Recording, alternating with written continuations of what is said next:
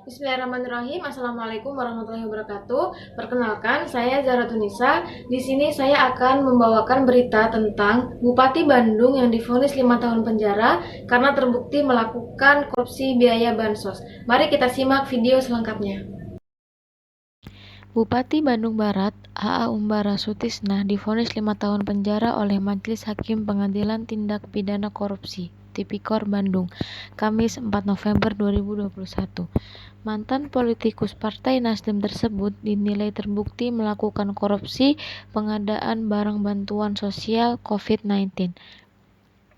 Ketua Majelis Hakim Pengadilan Tipikor Bandung Surahmat dalam amar putusannya menyatakan terdakwa A.A. Umbara terbukti bersalah melakukan korupsi sesuai dengan pasal 12 huruf I dan pasal 12 huruf B Undang-Undang Tipikor Jo pasal 55 ayat 1 KUH pidana.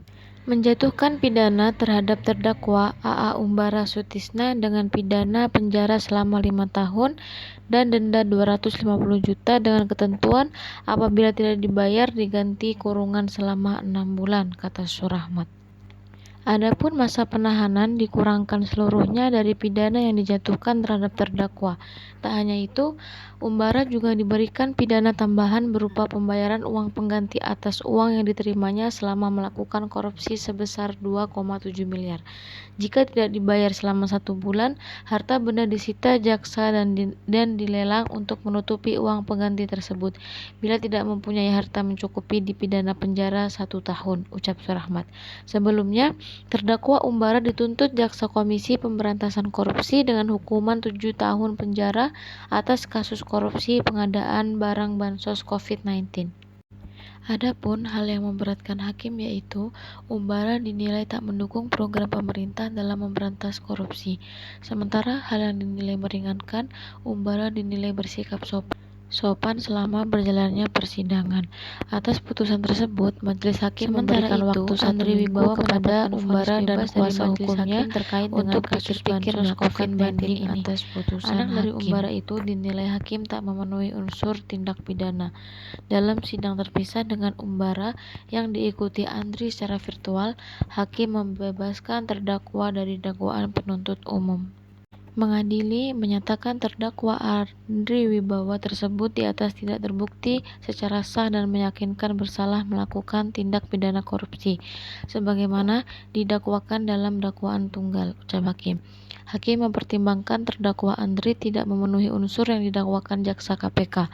Dalam dakwaan, Andri disebut terlibat dalam pusaran korupsi dengan dakwaan pasal 12 huruf I Undang-Undang Tipikor Jo pasal 55 KUH pidana.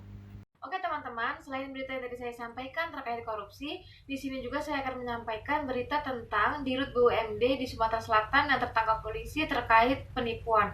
Bagaimana beritanya? Mari kita simak video berikut ini.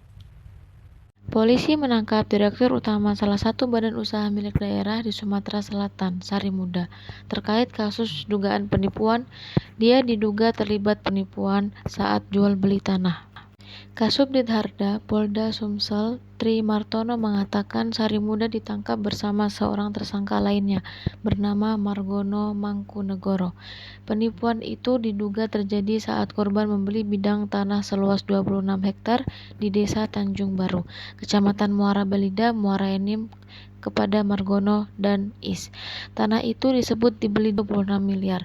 Tanah tersebut telah memiliki sertifikat hak sebanyak 7 parcel. Pada saat menjualkan bidang tanah tersebut, Margono tidak bertemu langsung dengan korban, tetapi melalui perantara Sari Muda, dan sebelum tanah tersebut dibeli, Sari Muda meyakinkan korban dan menyatakan tanah tersebut aman dan tidak bermasalah, dan ditambah dengan surat pernyataan yang dibuat Margono, katanya. Setelah pembayaran dilakukan, tanah tersebut ternyata tidak dikuasai oleh korban karena ada halangan dari masyarakat. Sari Muda dan Margono telah dijerat sebagai tersangka berdasarkan pasal 372 dan 378 KUHP. Setelah membeli tanah itu, korban mendapat halangan dari masyarakat yang mengakui bidang tanah tersebut dan ada salah satu SHM nomor 35 masih dalam PT UN dan tidak dapat diproses balik oleh korban, jelasnya. Oke teman-teman, mungkin mungkin cukup sekian yang bisa saya sampaikan. Semoga kita bisa mengambil pelajaran dari kedua berita tersebut. Terima kasih. Wassalamualaikum warahmatullahi wabarakatuh.